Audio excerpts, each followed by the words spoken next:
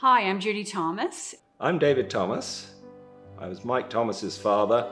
Michael was an absolute joy from the time he was born until the time he left us. Michael was exuberant, he was caring, he was loving. A lot of people have described Mike as an old soul, and I think that's a pretty apt description. I think that's people at his service also described him as a beautiful soul.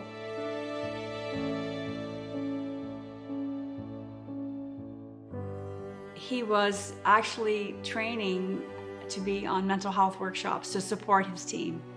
And I remember receiving a call from him. We were on the beach in Florida, and he said, "Mom, I've just attended this mental health workshop. I think I have some mental health issues." And my question to him was, well, what does that mean? What does that look like to you? So it was constant exploring of what was going on in his mind that made him think he was not well. The psychiatrist at that time felt it was best that Michael would receive the proper care as needed at the Royal. When Mike went into hospital, the Dean of Student Affairs at Bishop's came up to visit Mike. It had such an impact. You could walk across the campus at night and Mike knew everyone, they knew him. He was very well respected.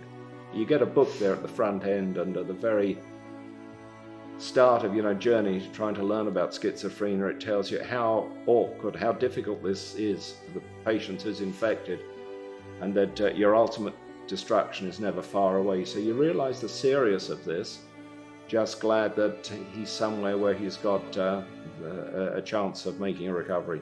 He created a blood drive at the Royal. He created the fundraiser, the mental health fundraiser at the Royal. He wanted to bring in the pet therapy into the recovery unit.